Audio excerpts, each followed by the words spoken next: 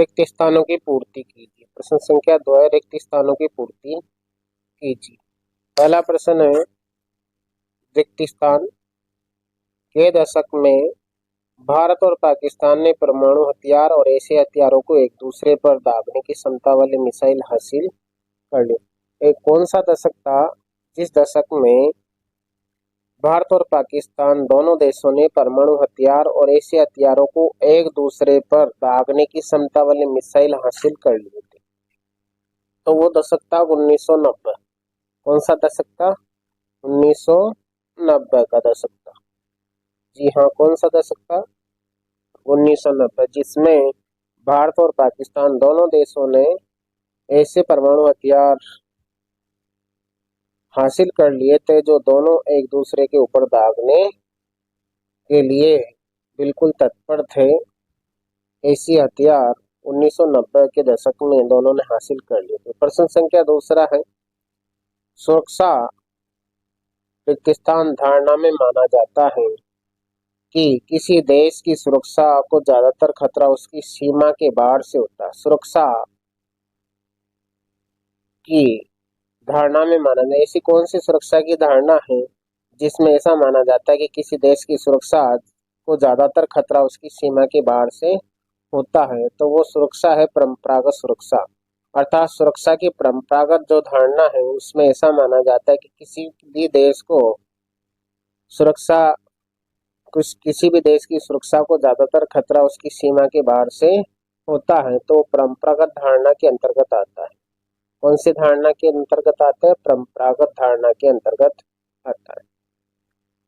प्रश्न संख्या 3 है, पाकिस्तान के अंतर्गत औद्योगिक देशों के लिए ग्रीन हाउस गैसों औद्योगिक देशों के लिए ग्रीन हाउस गैसों के उत्सर्जन को कम करने का लक्ष्य निर्धारित किया गया था। तो इसका जवाब होगा क्योटो प्रोटोकॉल। क्योटो प्रोटोकॉल के अंतर्गत औद्योगिक देशों के लिए ग्रीन हाउस गैसों के उत्सर्जन को कम करने का लक्ष्य निर्धारित किया गया था।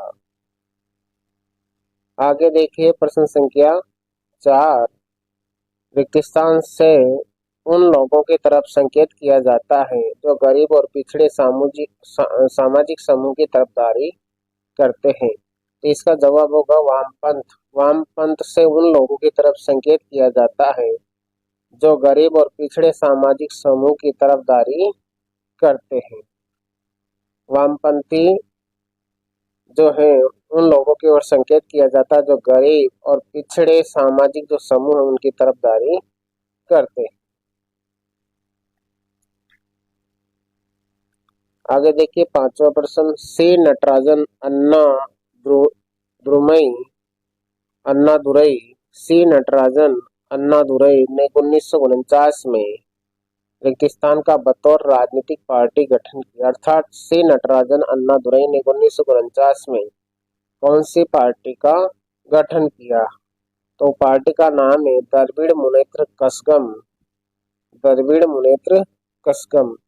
सी नटराजन अन्नादुरई ने, अन्नादुरई दो से द्रविड़, दो से क्या हो जाएगा? द्रविड़।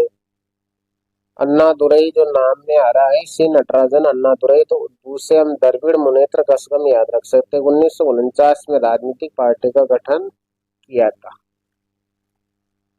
छठा प्रश्न है, सिखों की राजनीतिक शाखा के रूप में 1920 के दशक में रिक्तस्थान दल का गठन किया गया था। सिखों ने राजनीतिक शाखा के रूप में 1920 के दशक में कौन से दल का गठन किया? तो वो था अकाली दल।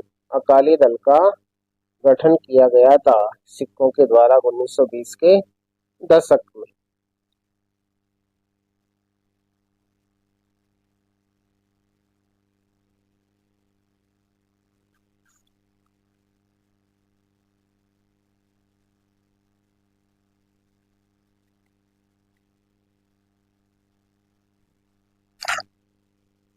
प्रश्न संख्या 7 है, पाकिस्तान और बांग्लादेश में लोकतांत्रिक और रिक्तस्थान दोनों तरह के नेताओं का शासन रहा। पाकिस्तान और बांग्लादेश दोनों ऐसे देश हैं जहां पर लोकतांत्रिक सरकार और सैनिक सत्ता दोनों तरह के नेताओं का शासन रहा है। पाकिस्तान और बांग्लादेश दोनों ऐसे देश है जहां पर लोकतांत्रिक सरकारें और सैनिक शासन दोनों कायम रहे हैं। इस प्रकार से 7 प्रश्न हमारे रिक्तिस्थान से संबंधित आएंगे, जिनका जवाब हमें उत्तर पुस्तिका में देना है। प्रश्न संख्या 3 है अति लघुतरात्मक प्रश्न। निम्न प्रश्नों के उत्तर एक शब्द या एक पंक्ति में, देखो स्पष्ट लिखा हुआ है कि इन प्रश्नों का उत्तर हमें केवल एक शब्द में या एक पंक्ति, अधिक से अधिक एक पंक्ति में देना है।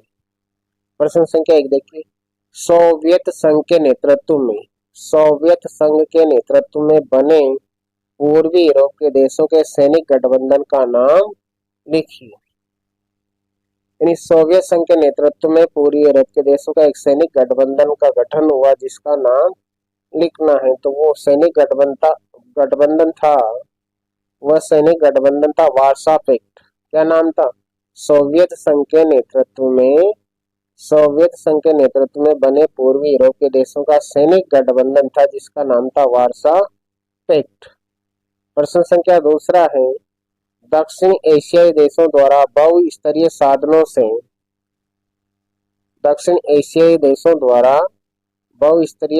से आपस में सहयोग के लिए उठाया गया कदम कौन सा है? यानी एशिया महाद्वीप के जो दक्षिणी एशियाई देश हैं, उन देशों द्वारा बहुस्तरीय साधनों से आपस में सहयोग के लिए उठाया गया कदम कौन सा है?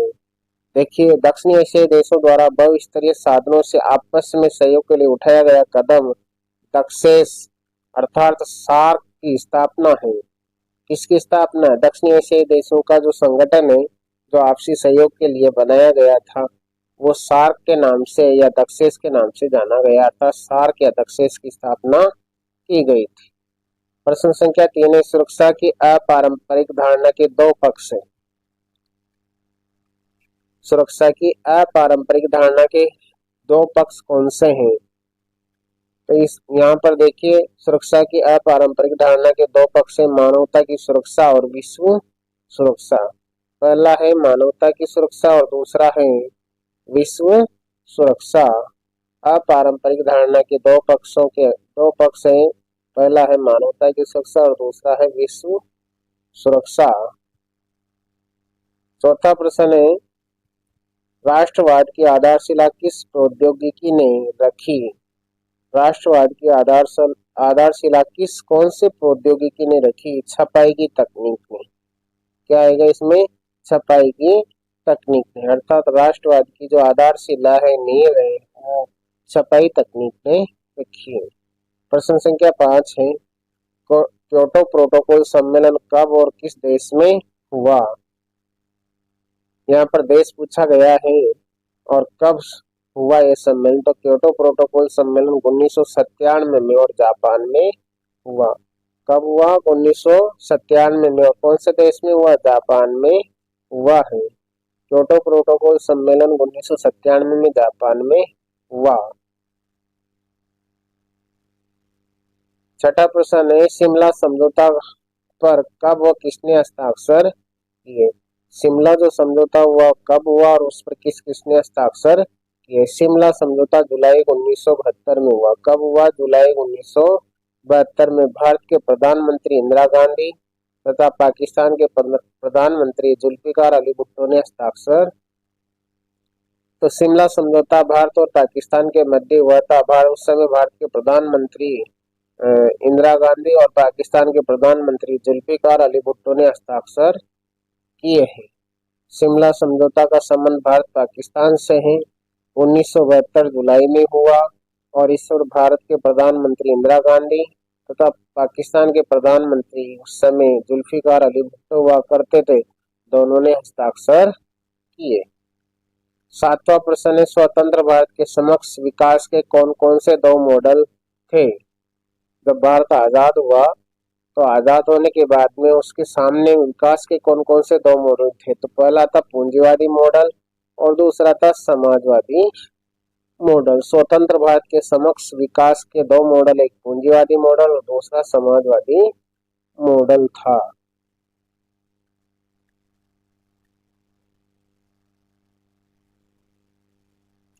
पंडित जवाहरलाल नेहरू का उत्तराधिकारी कौन बना?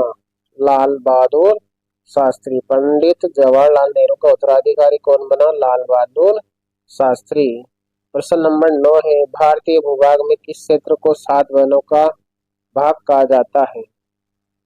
भारतीय भूभाग में वो कौन सा क्षेत्र है जिसे 7 वनों के नाम से या 7 वनों का भाग के रूप में जाना जाता है? पूर्वोत्तर के 7 राज्यों को, यानी पूर्व और उत्तर के जो 7 राज्य हैं उन्हें 7 सिस्टर्स के नाम से या 7 बहनों के भाग के नाम से जाना जाता है। प्रश्न संख्या 10 है, 2004 के लोकसभा चुनाव में किस गठबंधन की सरकार थी? 2004 के लोकसभा चुनाव में किस गठबंधन की सरकार बनी? संयुक्त प्रगतिशील गठबंधन सप्रंग की सरकार थी। सप्रंग अर्थात संयुक्त प्रगतिशील गठबंधन की सरकार थी, सप्रंग की सरकार हुआ करती थी।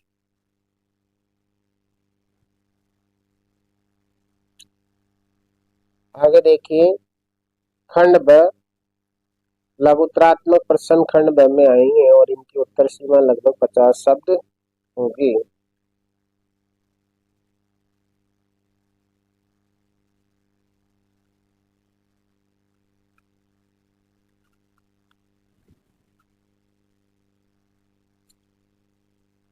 खंड ब में लघुत्रात्मक प्रश्न आएंगे और इनकी उत्तर सीमा लगभग 50 शब्दों की होगी। चौथा प्रश्न देखिए, क्षेत्रीय संगठनों को बनाने के उद्देश्य क्या है? अर्थात क्षेत्र विशेष के संगठन क्यों बनाए जाते हैं, इसका प्रमुख उद्देश्य क्या है? देखिए आप, क्षेत्रीय संगठनों को बनाने के उद्देश्य अपने अपने क्षेत्र में चलने वाली ऐतिहासिक दुश्मनियों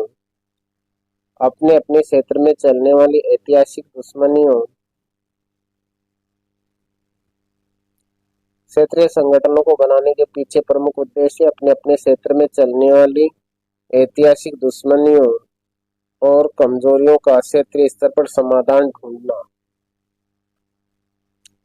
जो अपने अपने क्षेत्र विशेष में चलने वाली ऐतिहासिक जो दुश्मनी है और जो कमजोरियां हैं उनका क्षेत्रीय स्तर पर, यानी क्षेत्र विशेष के स्तर पर, क्षेत्रीय स्तर पर समाधान ढूंढना। दूसरा है अपने अपने क्षेत्रों में अधिक शांतिपूर्ण और सहकारी क्षेत्रीय व्यवस्था विकसित करना। अधिक शांतिपूर्ण व्यवस्था कायम करना और सहकारी क्षेत्रीय व्यवस्था विकसित करना। तीसरी बात है अपने क्षेत्रों की देशों की अर्थव्यवस्थाओं को समूह बनाने की दिशा में काम करना। अपने क्षेत्रों की देशों की जो अर्थव्यवस्थाएं हैं उनका समूह बनाने की दिशा में काम करना। और चौथा उद्देश्य है बाहरी हस्तक्षेप का डटकर मुकाबला करना। तो ये 4 प्रमुख बातें हैं जो क्षेत्रीय संगठनों के प्रमुख उद्देश्य हैं। अर्थात क्षेत्रीय संगठनों का निर्माण या उनको बनाने के पीछे प्रमुख उद्देश्य क्षेत्रीय जो दुश्मनी है और कमजोरियां हैं उनका क्षेत्र विशेष पर समाधान ढूंढना। पहली बात क्या है? पहली बात यह है कि जो क्षेत्रीय संगठन बनाए जाते हैं उनका प्रमुख उद्देश्य अपने अपने क्षेत्र में जो दुश्मनियां हैं और जो कमजोरियां हैं उनका क्षेत्र विशेष पर ही समाधान ढूंढना। दूसरी बात है अधिक शांतिपूर्ण और सहकारी क्षेत्रीय व्यवस्था विकसित करना है अपने अपने क्षेत्र में। तीसरी बात है देशों की अर्थव्यवस्थाओं को समूह बनाने के दिशा में काम करना। और चौथी है बाहरी हस्तक्षेप का डटकर मुकाबला करना। ये 4 प्रमुख बातें हैं जिन बातों को लेकर क्षेत्रीय संगठनों का निर्माण किया जाता है। 5वां प्रश्न है दक्षिणी एशिया में द्विपक्षीय संबंधों को बाहरी शक्तियां कैसे प्रभावित करती हैं? दक्षिणी एशिया में द्विपक्षीय यानी 2 पक्षों के जो संबंध है उन्हें बाहरी शक्तियां किस प्रकार से प्रभावित करती हैं? सबसे पहले हमें प्रश्न समझना है कि दक्षिणी एशिया में द्विपक्षीय संबंध जो 2 पक्षों के संबंध है उन संबंधों को बाहरी शक्तियां किस प्रकार प्रभावित करती है, कैसे प्रभावित करती है? देखिए, चीन की रणनीतिक साझेदारी पाकिस्तान के साथ है।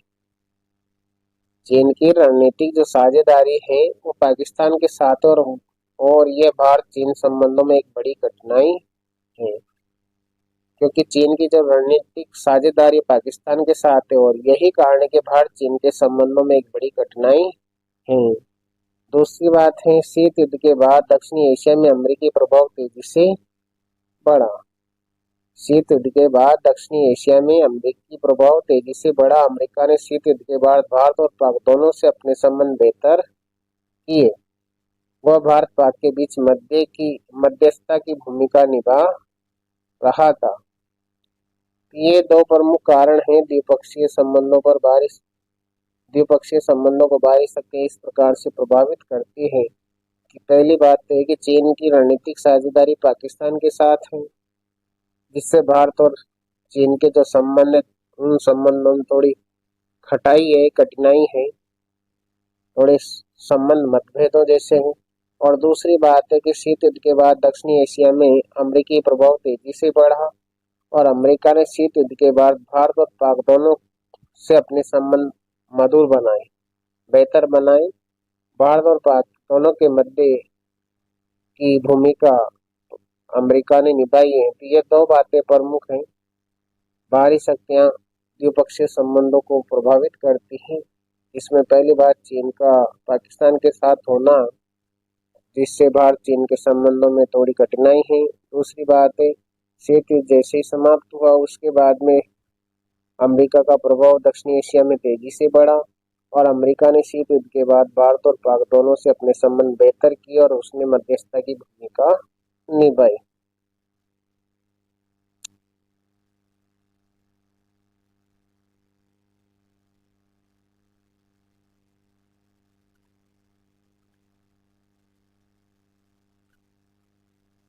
छठा प्रश्न है,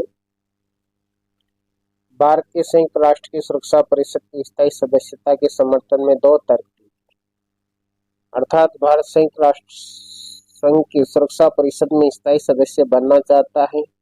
इसके समर्थन में दो तर्क हमें देने हैं। भारत विश्व में सर्वाधिक आबादी वाला दूसरा बड़ा देश है। सबसे पहली बात है कि भारत विश्व में सर्वाधिक आबादी वाला दूसरा सबसे बड़ा देश है, इसलिए सुरक्षा परिषद का स्थायी सदस्य बनने का प्रस्ताव रखता है। और दूसरी बात है, भारत विश्व का सबसे बड़ा लोकतंत्र भी है। जब यहाँ जनसंख्या की दृष्टि से, आबादी की दृष्टि से दूसरा सबसे बड़ा देश है और लोकतंत्र में देखा जाए तो सबसे बड़ा लोकतंत्र भारत में है, अर्थात लोकतांत्रिक दृष्टि से एक विशाल भारत है जहाँ पर लोकतंत्र सफल है। दूसरी बात है, भारत ने संयुक्त राष्ट्र संघ के बजट में नियमित अपना योगदान दिया है, कभी भी ये अपने भुगतान से चूका नहीं। ये दो प्रमुख बातें हैं, ये दो प्रमुख तर्क है जिसके कारण भारत संयुक्त राष्ट्र संघ में सुरक्षा परिषद का स्थायी सदस्य बनने का दावा पेश करता है। पहला है कि सर्वाधिक आबादी वाला दूसरा सबसे बड़ा देश है और विश्व में सबसे बड़ा लोकतंत्र है। दूसरी बात है, संयुक्त राष्ट्र संघ का जो बजट है उसमें नियमित अपना योगदान देता है और कभी भी इस योगदान से चूका नहीं। दो प्रमुख तर्क है जिसके कारण भारत संयुक्त राष्ट्र संघ की सुरक्षा परिषद में स्थायी सदस्यता हासिल करने का समर्थन करता है, दावा पेश करता है, प्रस्ताव रखता है। पहली बात है, सबसे बड़ी आबादी वाला देश, विश्व का सबसे बड़ा लोकतंत्र। और दूसरी बात है कि जो संयुक्त राष्ट्र संघ का बजट है उस बजट में नियमित अपना योगदान देता है और कभी भी इस भुगतान से हो चुका नहीं है। प्रश्न नंबर 7 है,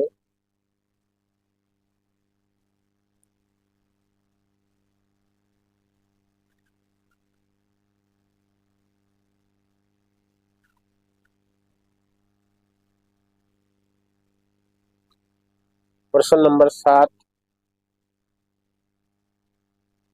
आतंकवाद सुरक्षा के लिए परंपरागत खतरे की श्रेणी में आता है। आतंकवाद सुरक्षा के लिए परंपरागत खतरे की श्रेणी में आता है या परंपरागत उल्लेख है, अर्थात जो आतंकवाद है वो सुरक्षा की परंपरागत धारणा में है, परंपरागत खतरे में आता है या फिर अपरंपरागत, इसका उल्लेख करना है। देखिए समझते हैं कि आतंकवाद सुरक्षा के लिए अपरंपरागत खतरे की श्रेणी में आता है। इसका सामना परंपरागत सैन्य तरीके से नहीं किया जा सकता है। यही कारण है कि वर्तमान में आतंकवादी घटनाओं से निपटने के लिए विश्व के राष्ट्र वैश्विक स्तर पर आपसी सहयोग का प्रयास कर रहे हैं।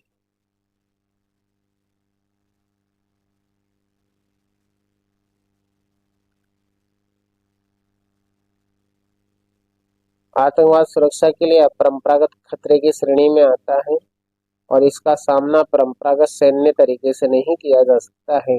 यही कारण है कि वर्तमान में आतंकवादी घटनाओं से निपटने के लिए विश्व के राष्ट्र वैश्विक स्तर पर आपसी सहयोग का प्रयास कर रहे हैं, अर्थात यह परंपरागत श्रेणी में है और इसी कारण इससे एक सैन्य ताकत से निपटा नहीं जा सकता है। इसलिए सभी जो देश है दुनिया के, वो एक राष्ट्रीय या वैश्विक स्तर पर आपसी सहयोग के लिए जुटे हुए हैं।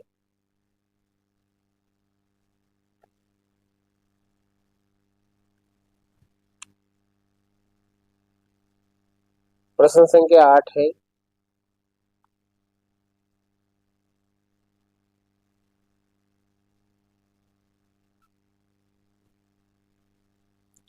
विश्व की साझी संपदा के आकार घटने के दो कारण बताएं। कि विश्व की साझी संपदा का आकार कैसे घटता जा रहा है, इसके दो कारण। पहला है विश्व की साझी संपदा का दोहन औद्योगिकीकरण, यातायात तथा वैश्विक व्यापार के रूप में करने। विश्व की साझी संपदा का दोहन औद्योगिकीकरण, यातायात तथा वैश्विक व्यापार के रूप में करने एवं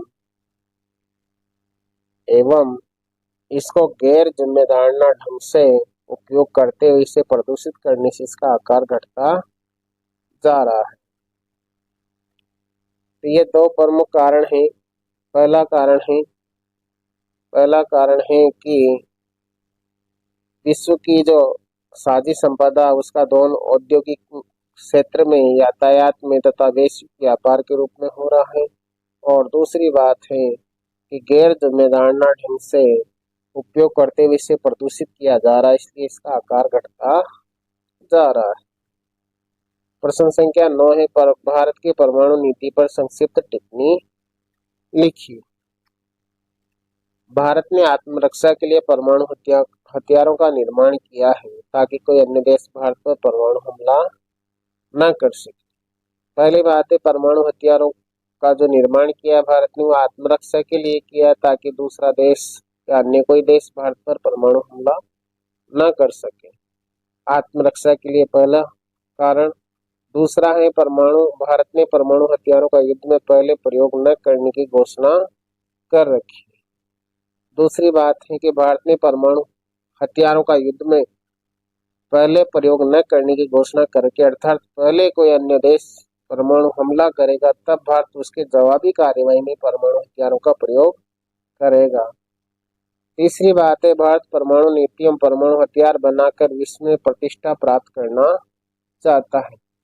विश्व में अपना नाम, प्रतिष्ठा या परमाणु हथियार संपन्न देशों में अपने आप को शामिल करना चाहता है। ये तीन प्रमुख भारत की परमाणु नीति की संदर्भ में टिप्पणी या तर्क है कि पहला तो आत्मरक्षा के लिए उसने परमाणु हथियारों का निर्माण किया ताकि अन्य कोई देश हमला नहीं कर सके। दूसरी बात है कि वो भारत ने ऐसी घोषणा कर रखी है कि पहले वो परमाणु हथियारों का प्रयोग नहीं करेगा, अर्थात जवाबी कार्यवाही में ही परमाणु हथियारों का प्रयोग करेगा। और तीसरी बात है कि भारत परमाणु नीति एवं परमाणु हथियार बनाकर विश्व में प्रतिष्ठा प्राप्त करना चाहता है, अर्थात परमाणु संपन्न जो देश है, परमाणु हथियार संपन्न जो देश है, उनकी बिरादरी में शामिल होना चाहता है। ये तीन तर्क यहाँ पर आत्मरक्षा, दूसरा है पहले प्रयोग नहीं करना, जवाबी कार्यवाही में प्रयोग करना, और अपने आप को परमाणु हथियार बिरादरी में शामिल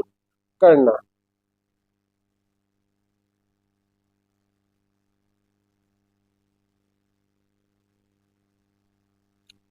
दसवां प्रश्न है, निम्नलिखित का मेल करें।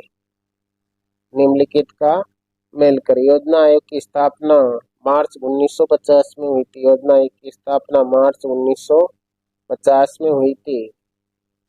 और दूसरा है, नीति आयोग की स्थापना 1 जनवरी 2015 में हुई। 1 जनवरी 2015 में 2015 में नीति आयोग की स्थापना हुई।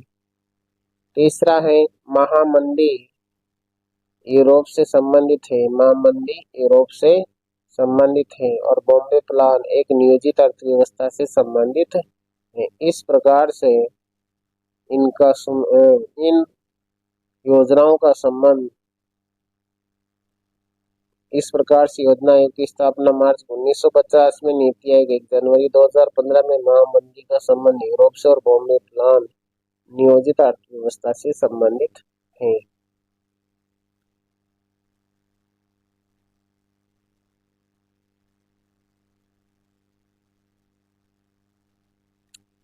ग्यारहवा प्रश्न है, पांचवी लोकसभा के चुनाव में कांग्रेस की जीत के 2 कारण बताएं।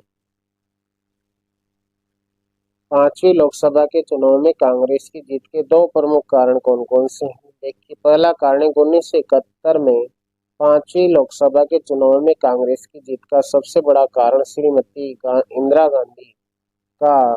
गांधी का चमत्कारिक नेतृत्व था। पांचवी लोकसभा में कांग्रेस की जीत का सबसे प्रमुख कारण, पहला कारण था श्रीमती इंदिरा गांधी का चमत्कारिक नेतृत्व। एक नेता के रूप में एक चमत्कारिक नेतृत्व के रूप में उभर कर आना। दूसरी बात है 1971 में श्रीमती गांधी की जीत का सबसे महत्वपूर्ण कारण इनके द्वारा की गई समाजवादी नीति संबंधी पहल तथा गरीबी हटाओ का नारा था। अर्थात पांचवी लोकसभा के चुनाव में कांग्रेस की जीत के 2 प्रमुख कारण, पहला कारण है कि श्रीमती गांधी का चमत्कारिक नेतृत्व और दूसरा कारण है कि इनकी समाजवादी नीति संबंधी पहल तथा गरीबी हटाओ का नारा था। ये 2 प्रमुख कारण थे जब पांचवी लोकसभा में कांग्रेस चुनाव जीतकर आई। तो इन्हीं, एक तो श्रीमती इंदिरा गांधी का नेतृत्व क्षमता और दूसरा है उनका समाजवादी नीति से पहल करना, गरीबी हटाओ का नारा।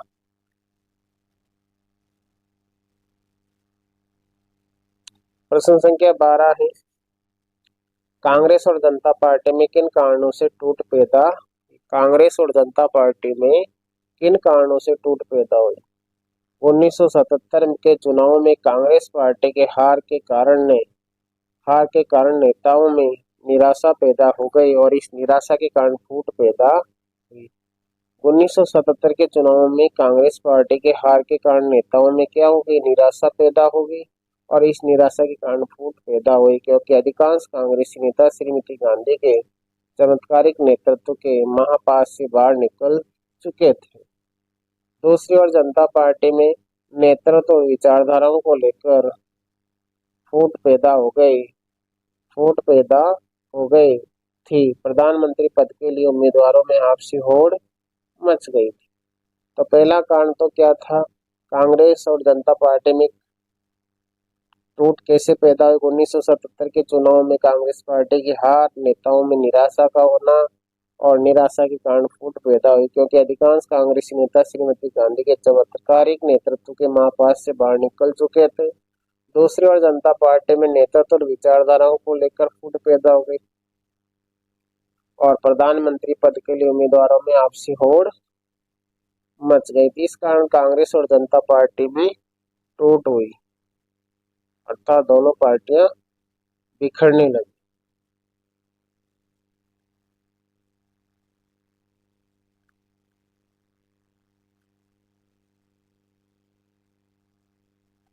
प्रश्न संख्या 13 है, क्षेत्रवाद से क्या अभिप्राय है? क्षेत्रवाद से अभिप्राय किसी भी देश के उस छोटे से क्षेत्र से जो औद्योगिक, सामाजिक आदि कारणों से अपने पृथक अस्तित्व के लिए जागृत है। क्षेत्रवाद केंद्रीयकरण के विरुद्ध क्षेत्रीय इकाइयों को अधिक शक्ति व स्वायत्तता प्रदान करने के पक्ष में है। देखिए, क्षेत्रवाद क्या है? क्षेत्रवाद से अभिप्राय किसी भी देश के उस छोटे से क्षेत्र से है जो औद्योगिक, सामाजिक आदि कारणों से अपने पृथक अस्तित्व के लिए जागृत है, चाहे वो औद्योगिक हो चाहे सामाजिक हो, आदि कारणों से अपने आप के लिए अपनी पहचान रखता है वो औद्योगिक में या सामाजिक क्षेत्र में, और उस अस्तित्व के लिए वो क्या है? जागृत है। और क्षेत्रवाद केंद्रीयकरण के विरुद्ध क्षेत्रीय इकाइयों को अधिक शक्ति व स्वायत्तता प्रदान करने के पक्ष में।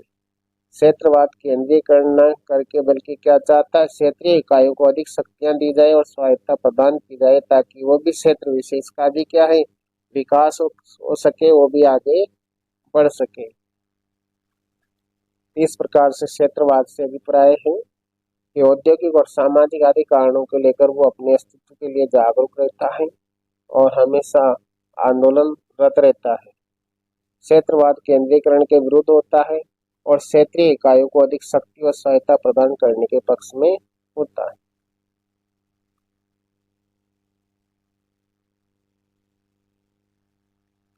प्रश्न नंबर 14, किस वर्ष भारतीय जनता पार्टी की स्थापना हुई और इसके प्रथम अध्यक्ष कौन थे?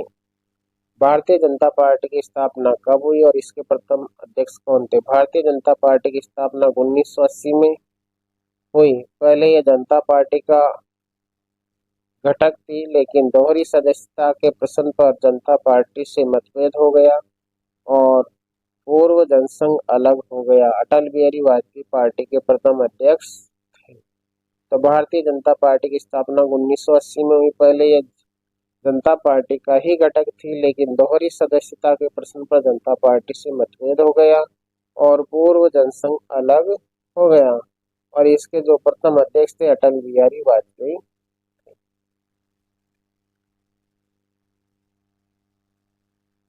प्रश्न नंबर 15 है, मंडल मुद्दा क्या था? सन 1990 में बीपी सिंह के नेतृत्व में राष्ट्रीय मोर्चा की सरकार थी और राष्ट्रीय मोर्चा की सरकार ने मंडल आयोग की सिफारिशों को लागू करते हुए प्रावधान किया कि केंद्र सरकार की नौकरियों में अन्य पिछड़ा वर्ग को 27% आरक्षण प्रदान किया जाएगा। मंडल मुद्दा अन्य पिछड़ा वर्ग से संबंधित था, अर्थात अन्य पिछड़ा वर्ग के 27% आरक्षण से संबंधित था और ये 1990 में वीपी सिंह के नेतृत्व में राष्ट्रीय मोर्चा की सरकार ने मंडल आयोग की सिफारिशों को लागू करते हुए यह प्रावधान किया कि केंद्र सरकार की नौकरियों में अन्य पिछड़ा वर्ग को 27% आरक्षण प्रदान किया जाएगा।